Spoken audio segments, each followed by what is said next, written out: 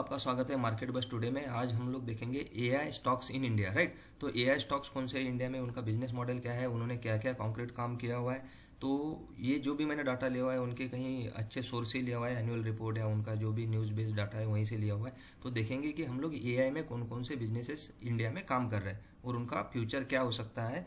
उनका हम लोग बिजनेस कॉन्क्रीट डिसीजन देखेंगे कि उन्होंने एआई में क्या काम किया, उनका वैल्यूएशन देखेंगे और लास्ट में उनके चार्ट देखेंगे कौन सा अंडर परफॉर्म किया है, कौन सा आउट परफॉर्म किया हुआ है, वो ईयर वाइज देखेंगे। तो चलिए शुरू करते हैं। आज का पहला स्टॉक है जिसका नाम है एचसीएल टेक।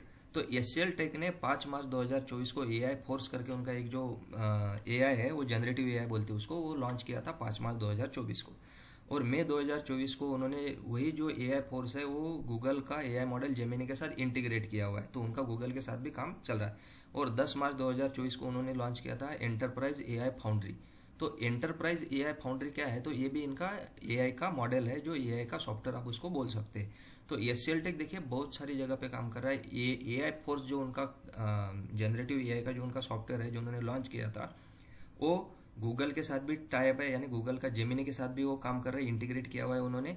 और एंटरप्राइज एआई फाउंडर भी उन्होंने लॉन्च किया था 10 जून 2024 को। देखिए एचसीएल टेक के ऊपर थोड़ा ध्यान रखिए, अच्छी कंपनी है, ठीक ठाक कंपनी है। तो आप उसका वैल्यूएशन वगैरह देख के आप डिसीजन ले सकते हो। बाय सेल करना है वो आपका इंडिविजुअल डिसीजन रहेगा। हम लोग ना यहाँ पे बाय सेल का डिसीजन देते हैं ना कुछ रिकमेंड करते हैं। सेकंड स्टॉक है हमारा Oracle financial services. Oracle financial services इन्होंने 8 अप्रैल 2024 को आर्टिफिशियल इंटेलिजेंस क्लाउड बेस के साथ इन्होंने लॉन्च किया था, जो कि बैंक का एंटी मनी लॉन्ड्रिंग का जो भी केसेस होता है वो मिटिगेट करने के लिए, वो जो रिस्क रहता है बैंक्स में, तो वो वहां से कम हो सकता है। ये इन्होंने एक सर्विस लॉन्च की थी। और एसेंचर के साथ कोलैबोरेट करके इन्होंने फाइनेंशियल प्लानिंग और एनालिसिस का जो भी इनका काम रहता है उसके लिए भी इन्होंने एआई इन्होंने लॉन्च किया हुआ है, उसमें वो काम कर रहे हैं। और सबसे बढ़िया बात इसमें ओरेकल फाइनेंशियल सर्विसेज में ये है कि ये लो कॉस्ट प्रोवाइडर बनना चाहते हैं अपने एआई के फील्ड में। तो इसके लिए वो लोग बहुत सारा पैसा खर्चा कर रहे हैं एनवीडिया चिप्स को लेके, और हेवी वेट जो भी अमेजॉन, माइक्रोसॉफ्ट, उनके साथ वो कम्पीट करना चाह रहे हैं, राइट। तो ओरेकल फाइनेंशियल सर्विसेज अगर आप देखा जाए तो ये मेजोरिटी फाइनेंशियल में काम कर रहा है। पहला आप देखोगे तो बैंक के साथ वो एंटी मनी लॉन्ड्रिंग में काम कर रहे हैं।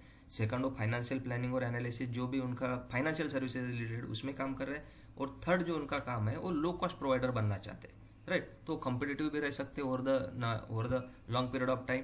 तो ये इनका बेनिफिट है। एचसीएल टेक जैसे कि आपने देखा होगा, मैंने आपको बताया होगा कि ये इन्होंने काम किया हुआ है, यानी एआई फोर्स है, ये गूगल जेमिनी के साथ इन्होंने कोलैबोरेट किया हुआ है। और एंटरप्राइज एआई फाउंड्री ये इनका नया उन्होंने सॉफ्टवेयर लॉन्च किया था जनरेटिव एआई का।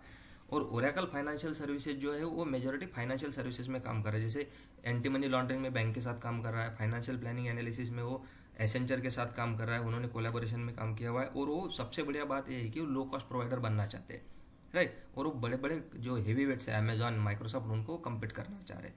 देखिए वो दोनों स्टॉक ठीक ठाक है, आप चेक करिए इसका फंडामेंटल। मैं जो भी यहाँ पे बोल रहा हूँ, मैं बार बार बोल रहा हूँ, बाय सेल रिकमेंडेशन नहीं है।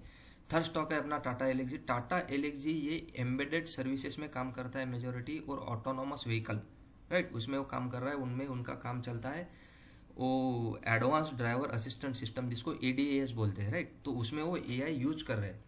और सेकंड इनका काम करते हैं कि smart home appliances, variable, industrial IoT. Industrial IoT में वो बहुत सारा काम करते हैं, जैसे प्रोडक्ट्स हो गए उनके, कहीं कूलर हो गए या कहीं फैंस हो गए, उसमें वो IoT, internet of things, use करते हैं एआई के साथ। वेरिएबल्स में आपका वॉचेस वगैरह हुआ है। और होम अप्लायंसेस में उनका एक क्लीनिंग का एक रोबोट जैसा टाइप उनका एक आता है कि वहां से आप होम क्लीनिंग के लिए भी वो आप यूज कर सकते हो।